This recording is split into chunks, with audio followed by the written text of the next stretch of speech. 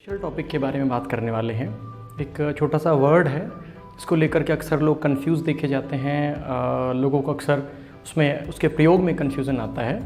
तो हम एक्चुअली इस सीरीज़ में काफ़ी सारे इस तरह के वर्ड डिस्कस करने वाले हैं जिनमें अक्सर लोगों को कंफ्यूजन रहता है और स्टूडेंट्स के अधिकतर डाउट्स रहते हैं। तो आज का जो हम लोग वर्ड उठाने वाले हैं वो है आस्क। हम लोग आस्क को कितने तरह से प्रयोग कर सकते हैं उसको देखने वाले हैं।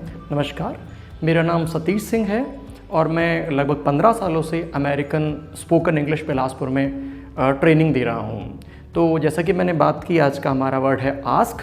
तो आइए देखते हैं हम लोग आस्क को कितने भिन्न भिन्न तरीके से प्रयोग कर सकते हैं। आइए देखते हैं। जनरली ये देखा गया है कि आस्क को लेकर के लोग केवल एक तरह से प्रयोग कर पाते हैं और उसका मतलब वो लोग निकालते हैं पूछना।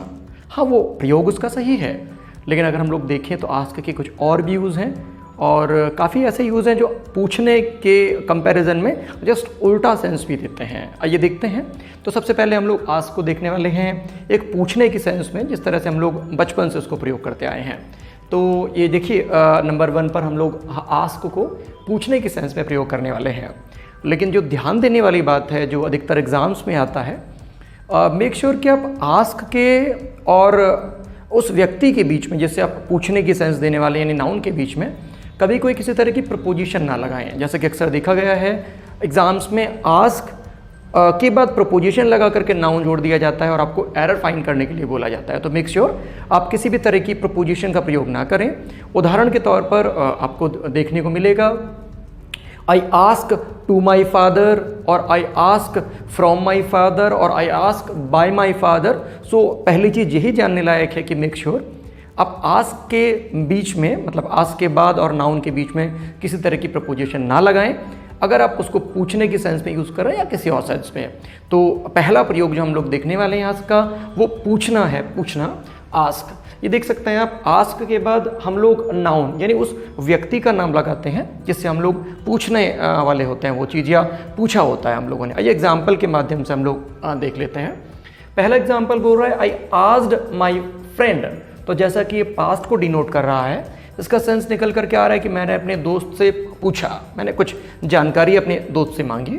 और दूसरा सेंटेंस बोल रहा है I asked my parents about something, और आगे आप कुछ भी जोड़ सकते हैं, माने मेरे पेरेंट्स से मैंने कुछ पूछा। और इसी प्रकार से तीसरे एग्जाम्पल में हम देख सकते हैं if you have any problem you can ask me, यानी अगर आपको कोई परेशानी हो या आपको कोई परेशानी आती है तो आप मुझसे पूछ सकते हैं, मुझसे जानकारी ले सकते हैं।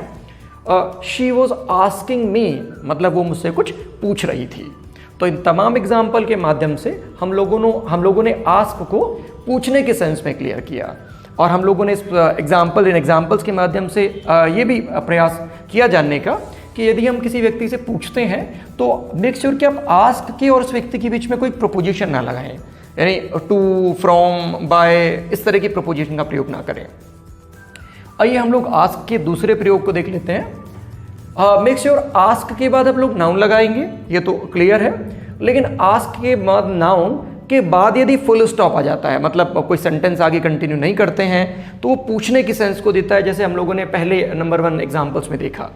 लेकिन यदि आस्क के बाद हम लोग किसी व्यक्ति का नाम लगाते हैं और उसके बाद हम लोग टू का प्रयोग लगा करके सेंटेंस आगे कंटिन्यू करते हैं, तो डियर्स ये दिखाता है आस्क का जस्ट उल्टा। यानी आस्क का मतलब पूछना जैसे हम लोग निकालते हैं, तो ये मतलब निकालता है कहना या बोलना। जी हाँ, आस्क के बाद किसी व्यक्ति का नाम, उसके बाद यदि हम लोग टू लगा करके सेंटेंस आगे कंटिन्यू करते हैं तो उसका मतलब कहना या बोलने की सेंस में प्रयोग किया जाता है। एग्जाम्पल के माध्यम से हम लोग देख लेते हैं। पहला सेंटेंस बोल रहा है कि आस्क हिम टू वेट। अक्सर हम लोगों ने देखा होगा, फॉर एग्जाम्पल आपको कोई बोलता है कि पर्टिकुलर व्यक्ति आपसे बात करना चाहता है, तो आप कहते हैं कि उसको वेट करने को बोल दो, मैं अपना काम निपटा करके आता हूँ, या उसको रुकने के लिए बोल दो, मैं अभी उनसे आकर के मिलता हूँ, या उनको जाने के लिए बोल दो, मुझे आज लेट हो गया, मैं आज नहीं मिल पाऊंगा। तो जब भी हम लोग इस बात को बोलते हैं कि ऐसा बोल दो, ऐसा कह दो उसको करने के लिए, तो आस्क के बाद उस व्यक्ति का नाम और टू लगा करके सेंटेंस को कंटिन्यू किया जाता है। तो हम आगे एग्जाम्पल्स के माध्यम से देखते हैं। आस्क हिम टू वेट, माने उसको वेट करने के लिए बोल दीजिए। आस्क हिम टू वेट की जगह अगर हम लोग गो लगा दे तो उसको जाने के लिए बोल दो, या आस्क हिम टू स्टडी, उसको पढ़ने के लिए बोल दो, है ना। जैसे मैं अपनी मदर से पूछता हूँ अपने कज़न के बारे में और ब्रदर के बारे में कि वो क्या कर रहा है, तो उधर से जवाब आता है टीवी देख रहा है या फ़ोन यूज़ कर रहा है, तो मुझे थोड़ी सी उसकी चिंता होती है कि कल उसका एग्ज़ाम है, कैसे करेगा। तो मैं अपनी मम्मी को ही बोलता हूँ कि मम्मी उसको पढ़ने को बोल दो, कल उसका एग्ज़ाम है। तो आस्क हिम टू स्टडी। या किसी पर्टिकुलर व्यक्ति के बारे में बोलते हैं कि उसको रुकने को बोल दो, मैं आ रहा हूँ, उससे बात करना चाहता हूँ या उससे मिलना चाहता हूँ, तो आस्क हिम टू वेट। और यदि आप किसी महिला के बारे में बात करें तो यहाँ पर हर का प्रयोग किया जा सकता है। और यदि किसी पर्टिकुलर व्यक्ति का नाम लगाएं, महेश, सीता, गीता, जो भी आप नाम लगाना चाहें, तो ask Mahesh to wait, Mahesh को वेट करने के लिए बोल दो। या ask Geeta to go, Geeta को जाने के लिए बोल दो। इस तरह से हम लोग ही और शी के अलावा नाम का प्रयोग कर सकते हैं, या फिर कुछ पर्सनल रिलेशंस को यूज़ कर सकते हैं। जैसे अपनी मम्मी को, आगे हम देखेंगे एग्जाम्पल्स के माध्यम से। तो मेरे पापा ने मुझे बोला कि मेहमान आ गए हैं, तुम्हारी मम्मी को खाना लगाने के लिए बोल दो, तो ask your mother to serve food, यानी ask your mother to serve food, अपनी मम्मी से खाना लगाने के लिए बोल दो। या ask Rohit to talk to me, आप आकर के मुझसे पूछते हैं कि सर वो रोहित कुछ इस तरह से बोल रहा है, तो मैंने बोला ठीक है, उसको मुझसे बात करने के लिए बोल दो, वो डायरेक्टली मुझसे बात करेगी तो चीज़ें ज़्यादा अच्छे से क्लियर हो पाएंगी। तो ask Rohit to talk to me, Rohit को मुझसे बात करने के लिए बोल दो। अब इसमें कई बार हम लोग नेगेटिव सेंस को भी जोड़ देते हैं, उसको बोल दो कि ऐसा ना करे, उसको बोल दो कि ऐसा वहाँ ना जाए, उसको बोल दो कि उससे बात ना करे, उसको बोल दो कि वो कॉफ़ी ना पिए, उसको बोल दो कि वो ज़्यादा इंटरनेट ना यूज़ करे, या जो भी आप लगाना चाहते हैं। तो उस तरह से हम लोग बीच में पहले नॉट लगा करके आगे सेंटेंस कंटिन्यू करते हैं। Ask him not to do so, उसको बोल दो कि ऐसा ना करे। अगर कुछ गलत कर रहा है तो आप उसको हिदायत देते हैं और किसी और व्यक्ति के थ्रू, और बोलते हैं कि उसको बोल दो कि ऐसा ना करे। या ask Geeta not to watch TV, माने गीता को बोल दो कि वो टीवी ना देखे।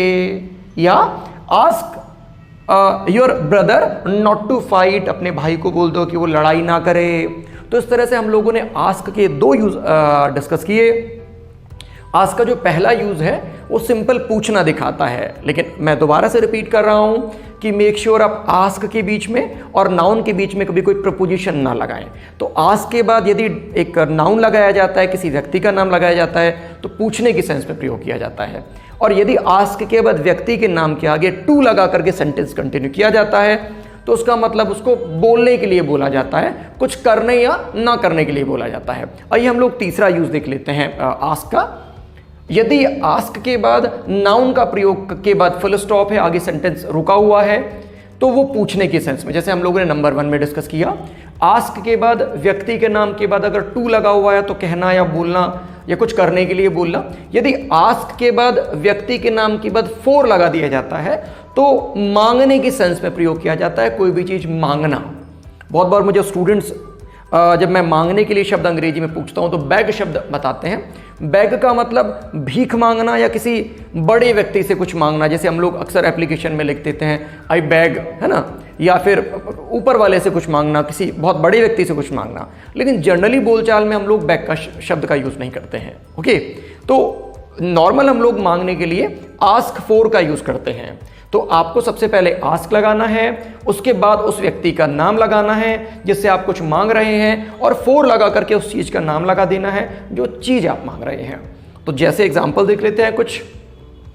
I asked my father for money. I asked past को डिनोट कर रहा है, यानी मैंने अपने पिताजी से, मैंने अपने फादर से पैसे मांगे थे। या Rajesh was asking me for bike. अब ये पास्ट कंटिन्यूअस को शो कर रहा है कि राजेश मुझसे जो है बाइक मांग रहा था। या तो अगला सेंटेंस बोलता है इफ आई नीड, मतलब अगर मुझे किसी चीज की जरूरत पड़ेगी, I will ask you for money, मतलब मैं तुमसे पैसा मांग लूंगा। अगर मुझे किसी चीज की जरूरत पड़ेगी, मुझे कुछ खरीदना रहा, तो मैं आपसे उसके लिए खरीदने के लिए पैसे जो है मांग लूंगा।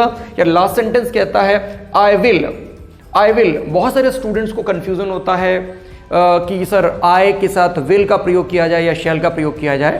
तो स्पोकन इंग्लिश में, मॉडर्न अंग्रेजी में आई के साथ या किसी भी सब्जेक्ट के साथ आजकल विल का ही प्रयोग किया जा रहा है। मैं एक और बहुत जल्दी वीडियो बनाने वाला हूं जिसमें आपको बताने वाला हूं कि विल और शैल के प्रयोग में क्या अंतर होता है। फिलहाल एक चीज़ जान लें कि अगर मैं स्पोकन इंग्लिश की बात करूं, मॉडर्न अंग्रेजी की बात करूं, तो हर कहीं आप न्यूज़पेपर्स में, मैगज़ीन में, इंटरनेट पे हर कहीं जो है किसी भी सब्जेक्ट के साथ फ्यूचर को डिनोट करने के लिए विल का प्रयोग करते हुए देखेंगे। तो आई विल, और एक और चीज़, आई विल को शॉर्ट में इस तरह से दर्शाया जाता है और इसका जो उच्चारण होता है, इसका जो प्रोनाउंसिएशन होता है, उसको अंग्रेजी में आई बोला जाता है। तो या तो बोलूँगा I will never ask you for anything, या फिर I never ask you for anything. I never ask you for anything यानी मैं आपसे कभी कुछ नहीं मांगूंगा। तो ये डियर्स आज का वर्ड था आस्क, जिसको हम लोगों ने 3 तरह से डिस्कस किया। अक्सर लोगों को इसमें कन्फ्यूजन रहता है। आई होप आप लोगों का क्लियर हुआ होगा और डाउट आपके क्लियर होंगे। Thank you so much. बहुत जल्दी मुलाकात होगी एक और वीडियो के साथ, लेकिन बाकी डिटेल आपकी वीडियो की स्क्रीन पर चल रही है। आप हमारा यूट्यूब चैनल सब्सक्राइब कर सकते हैं। हमारे यूट्यूब चैनल पर हम लोग इसी तरह के वीडियोस बनाते रहते हैं जिनमें अक्सर स्टूडेंट्स को डाउट रहता है, या पर्सनालिटी डेवलपमेंट के टिप्स शेयर करते रहते हैं, या फिर इंटरव्यू टिप्स करते रहते हैं। तो बाकी डिटेल आपकी स्क्रीन पर स्क्रॉल हो रही है। मिलते हैं अगली वीडियो में। Thank you so much. Have a great time. Thank you.